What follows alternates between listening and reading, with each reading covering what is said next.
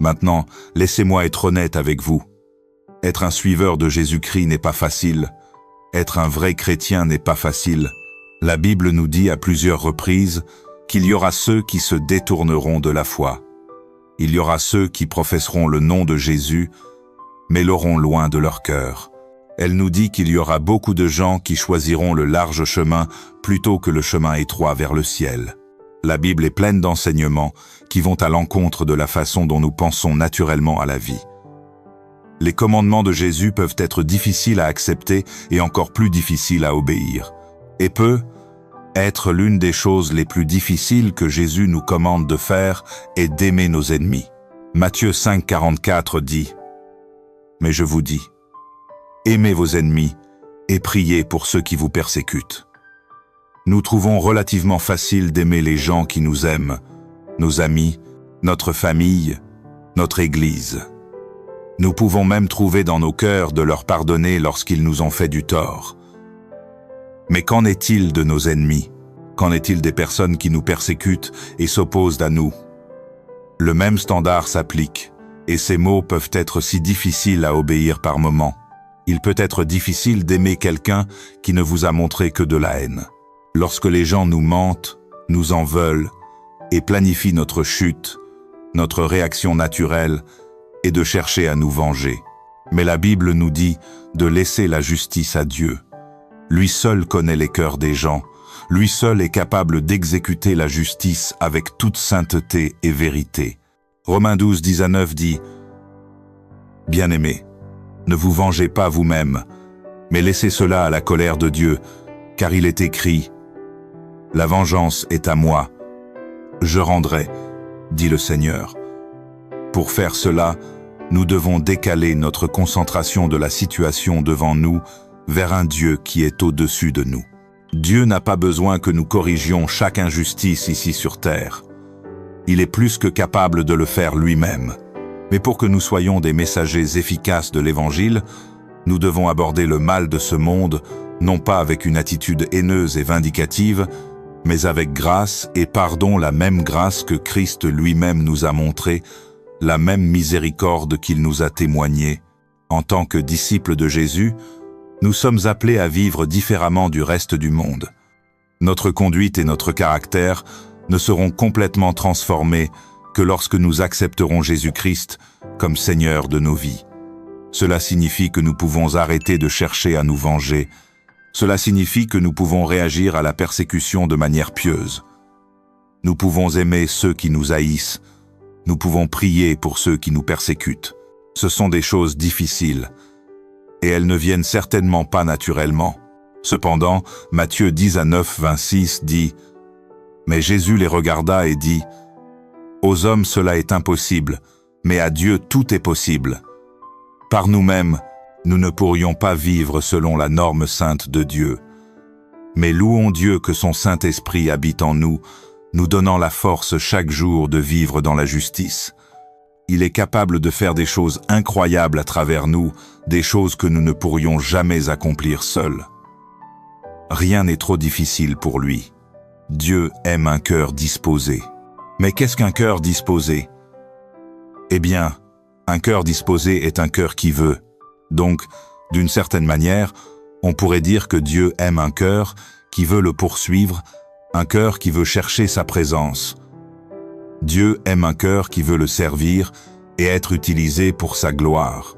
Vous voyez, si nous y réfléchissons, nos cœurs peuvent souvent être remplis de nombreuses choses, de nombreuses passions, de nombreux désirs, de nombreux objectifs et plans. Mais combien de ce qui est dans votre cœur peut être décrit comme une volonté de chercher Dieu? Trop souvent, j'ai vu des gens rejeter la faute de leurs échecs sur le diable, alors qu'en réalité, le problème de fond était qu'ils n'avaient jamais eu la volonté de chercher Dieu ou d'obéir à sa parole. Cela les a laissés exposés à l'ennemi. Trop de gens mettent la faute sur leurs circonstances, ou ils veulent blâmer leur passé, ou même d'autres personnes. Mais si vous allez vraiment à la racine, leur problème est un problème de cœur. Ils n'ont pas de volonté. Ils n'ont pas de désir. Leur cœur n'est pas disposé à être conduit par le bon berger. Leur cœur n'est pas disposé à se repentir et à se détourner du péché. Et laissez-moi vous dire qu'un cœur qui n'est pas disposé est souvent un cœur en rébellion. Je vais le dire ainsi. Je ne suis pas pilote de Formule 1 parce que je n'ai jamais eu la volonté de poursuivre ce sport. Par conséquent, vous ne pouvez jamais atteindre ce que vous ne voulez pas. Matthieu 15 contre 8 à 9 dit « Ce peuple s'approche de moi de la bouche et m'honore des lèvres, mais son cœur est éloigné de moi, et en vain il m'honore, enseignant des doctrines qui sont des commandements d'hommes. » Alors, combien d'entre nous pouvons être coupables de cela? Nous pouvons avoir des lèvres qui disent toutes ces merveilleuses choses à Dieu lorsque nous voulons quelque chose. Nous avons des lèvres qui peuvent dire ces prières élaborées, mais quand il s'agit du contenu de nos cœurs, nous ne sommes vraiment pas disposés à connaître le Seigneur. Nous cherchons seulement à bénéficier de sa bonté et de ses bénédictions. Ainsi, lorsque Dieu trouve une personne qui a véritablement un cœur disposé, il aime cela. Il aime un cœur plein de foi, un cœur engagé et concentré à chercher son royaume d'abord au-dessus de tout le reste. Parlons de David. David est décrit comme un homme selon le cœur de Dieu. Pouvez-vous imaginer cela? David est quelqu'un qui était totalement dévoué à Dieu dans son cœur. Oui, David a failli, oui, il a péché, mais laissez-moi vous dire quelque chose. David avait un cœur disposé, et c'est l'une des raisons pour lesquelles j'aime vraiment lire les psaumes, car le cœur y est souvent mentionné. Considérez les Écritures suivantes. Psaume 10 à 9, 14. Que les paroles de ma bouche et la méditation de mon cœur soient agréables devant toi, ô Seigneur, ma force et mon Rédempteur. Psaume 26 contre 2. Examine-moi, ô Seigneur, et prouve-moi. Essaie mon esprit et mon cœur. Psaume 50 et 1 contre 1. Ô Dieu, crée en moi un cœur pur et renouvelle en moi un esprit ferme. Et donc, cher auditeur, laissez-moi vous demander, comment va votre cœur aujourd'hui? Qu'est-ce que votre cœur aime? Qui votre cœur aime-t-il? Que votre cœur est-il prêt à faire pour le Seigneur? Donc, avec tout cela à l'esprit, réfléchissant à la façon dont Dieu aime un cœur disposé et considérant ce que nous avons réellement en ce moment dans nos cœurs, approchons-nous du trône de grâce afin de pouvoir pleinement entrer dans l'espace d'avoir un cœur disposé. Seigneur Jésus, prends notre cœur en main.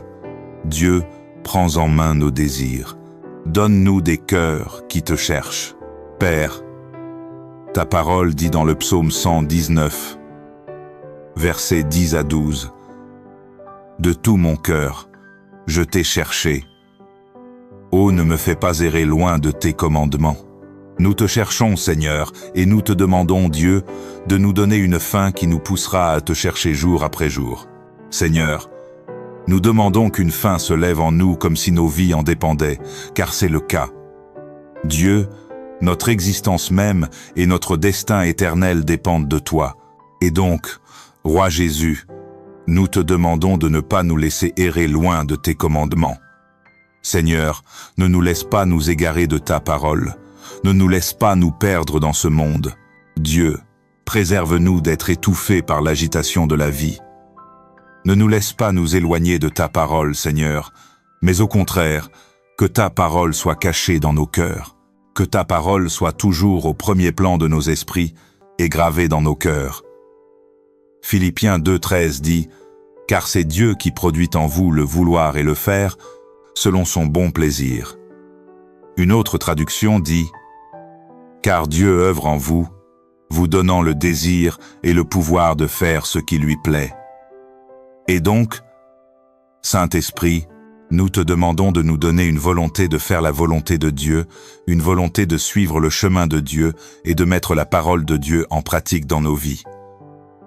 Nous disons « Oui, Seigneur, sois le maître de nos vies. » Nous disons « Oui, Seigneur. » Enlève chaque idole de nos vies, que ce soit l'argent, les gens ou les possessions. Nous disons « Oui, Seigneur. » Utilise-nous pour ta gloire. Que ta volonté soit faite sur la terre comme elle est au ciel. Enlève tout, Dieu, qui pourrait entraver notre oui. Seigneur, enlève tout, et n'importe quoi, Dieu, qui pourrait attirer notre affection. Ésaïe 1:9-2-0 dit « Si vous êtes disposés et obéissants, vous mangerez le meilleur du pays.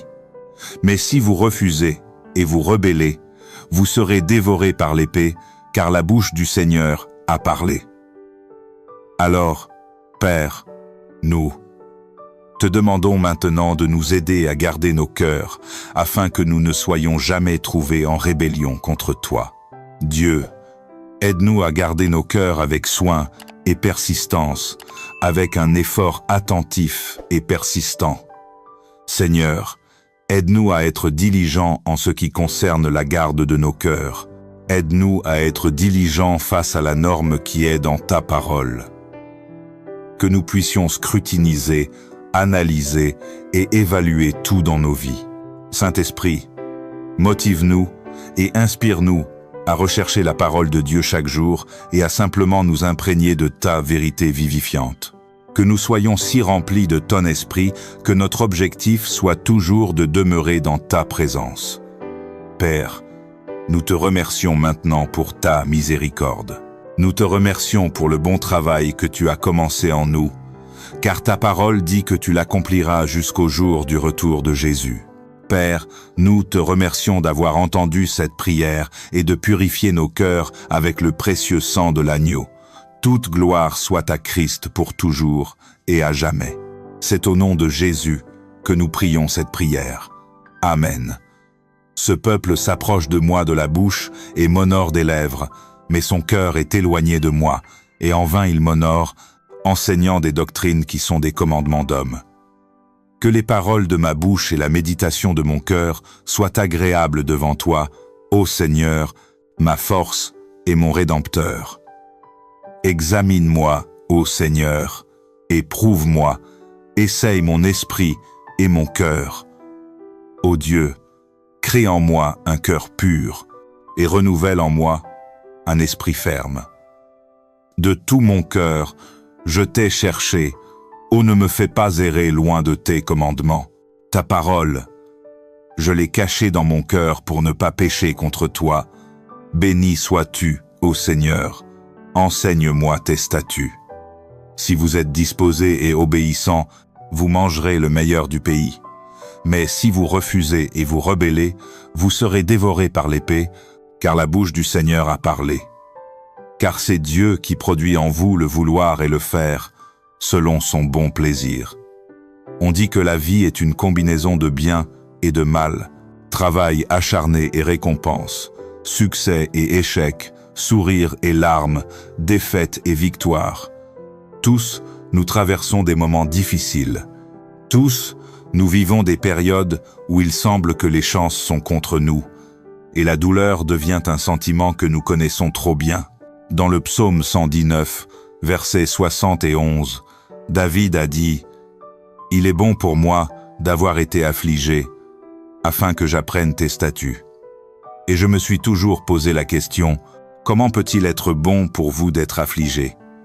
Quel bien peut-il y avoir à traverser la douleur, la tribulation et des moments difficiles ? Mais voici la chose.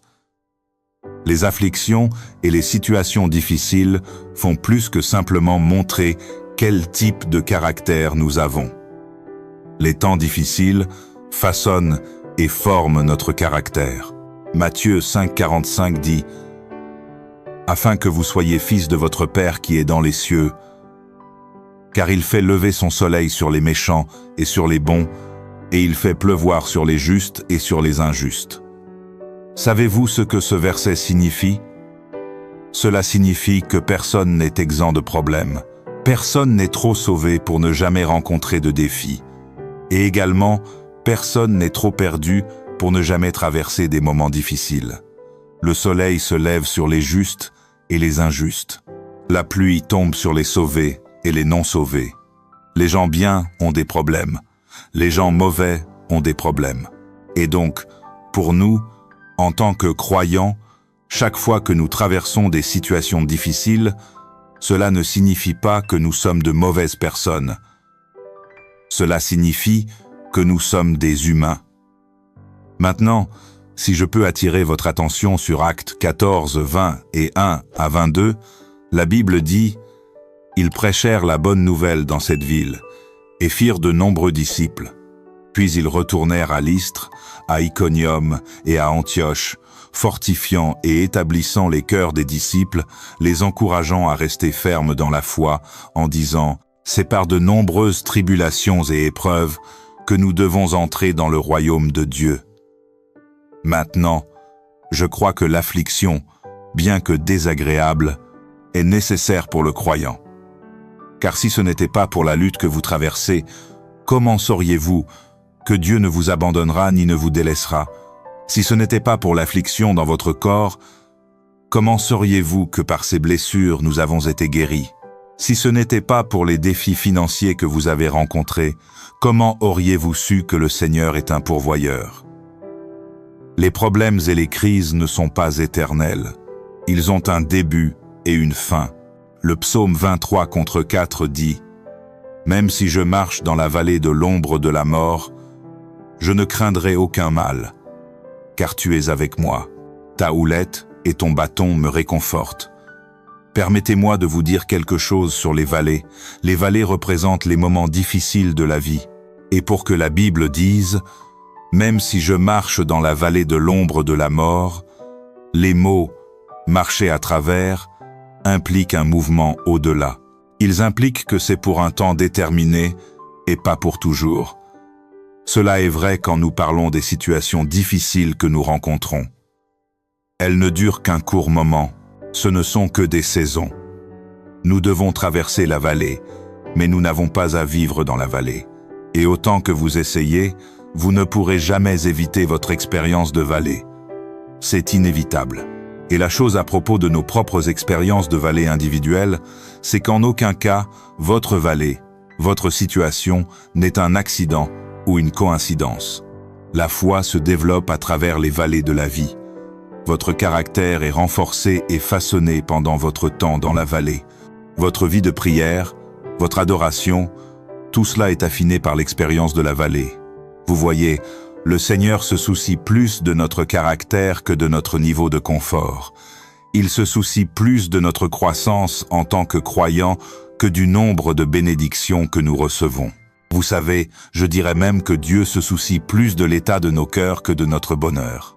Je crois qu'en traversant la vie et en faisant face à différents essais, si nous restons dans le Seigneur, si nous continuons à faire confiance au puissant nom de Jésus-Christ, si nous restons fermes et croyons que les promesses de Dieu sont vraies, alors nous expérimenterons ce dont parle la Bible dans Jacques 1 contre 2 à 4.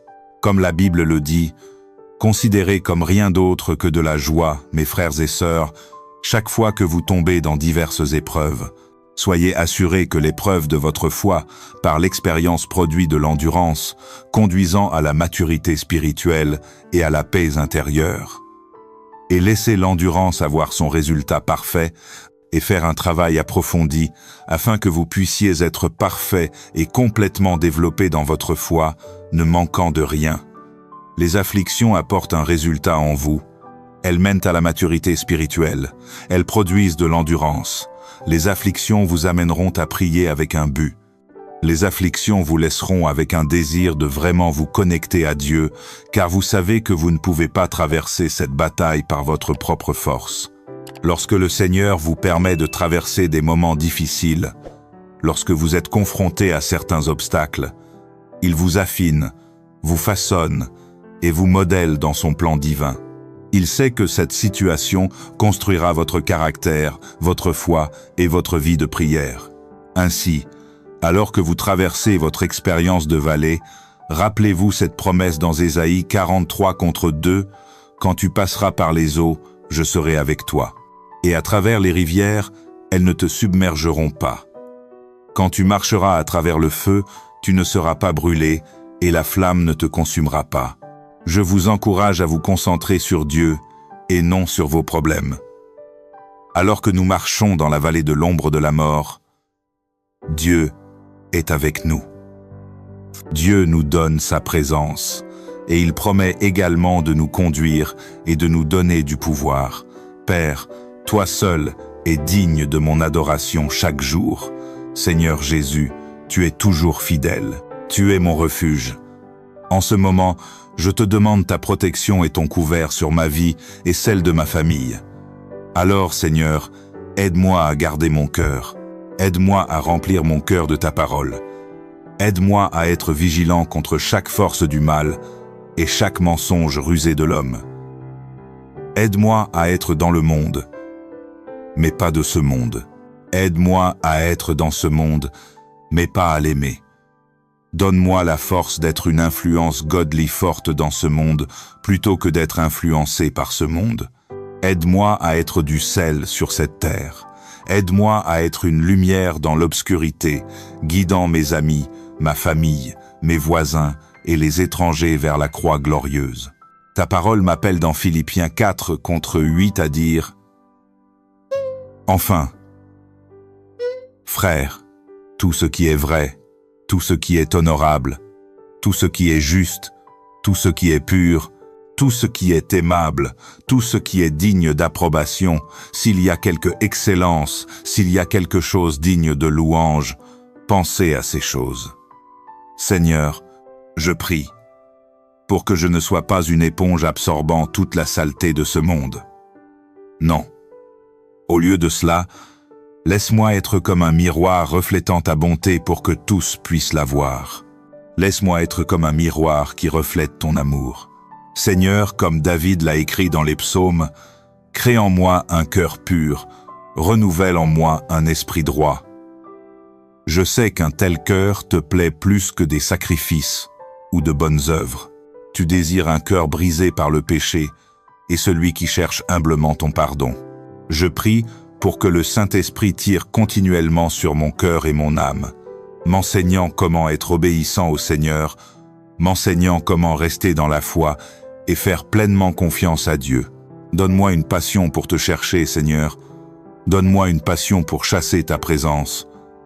La dernière pensée dans mon esprit avant de dormir devrait être toi, et que mes premières pensées chaque matin soient toi. Je me soumets à toi et aligne mon esprit à ta volonté et à ton dessein pour ma vie.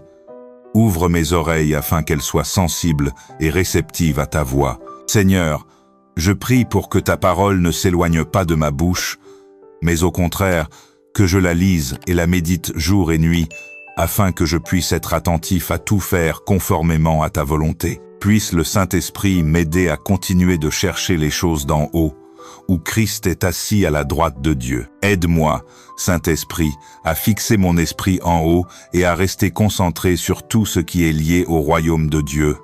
Aide-moi à ne pas me conformer aux choses de ce monde. Aide-moi à ne pas être distrait par les choses de la terre qui n'ont qu'une valeur temporelle. Et pour que je puisse même faire cela, Seigneur, j'ai besoin de ta force surnaturelle. Ainsi, je déclare que toi, Seigneur Jésus, tu es ma source de force qui me conduit à surmonter le diable. Toi, Seigneur Jésus, es ma source de force qui me conduit à marcher dans la victoire. Tu es ma source de force qui me conduit à vaincre le péché. Tu as dit dans ta parole qu'au dernier jour, tu répandrais ton esprit sur toute chair. Et donc, je t'accueille, Saint-Esprit. J'invite ta présence à camper autour de moi et à me remplir. Aide-moi à réaliser les promesses de Dieu, des promesses de paix qui surpassent la compréhension humaine, des promesses d'Esprit Saint, des promesses de protection. Je prie pour que tu marches avec moi, Saint-Esprit. Marche avec moi et parle-moi. Sois la petite voix tranquille qui me guide et me conduit. Je loue ton saint nom, Roi Jésus. Sois glorifié. Je te remercie d'avoir entendu ma prière. Au nom puissant de Jésus-Christ, je prie. Amen. It is good for me that I have been afflicted, that I may learn your statute. Ils prêchèrent la bonne nouvelle dans cette ville et firent de nombreux disciples. Puis ils retournèrent à Lystra, à Iconium et à Antioche, fortifiant et établissant les cœurs des disciples, les encourageant à rester fermes dans la foi, en disant « C'est par de nombreuses tribulations et épreuves que nous devons entrer dans le royaume de Dieu. Même si je marche dans la vallée de l'ombre de la mort, je ne craindrai aucun mal, car tu es avec moi. Ta houlette et ton bâton me réconfortent. Considérez comme rien d'autre que de la joie, mes frères et sœurs, chaque fois que vous tombez dans diverses épreuves. Soyez assurés que l'épreuve de votre foi par l'expérience produit de l'endurance, conduisant à la maturité spirituelle et à la paix intérieure. Et laissez l'endurance avoir son résultat parfait et faire un travail approfondi afin que vous puissiez être parfait et complètement développé dans votre foi, ne manquant de rien. Quand tu passeras par les eaux, je serai avec toi, et à travers les rivières, elles ne te submergeront pas. Quand tu marcheras à travers le feu, tu ne seras pas brûlé, et la flamme ne te consumera pas.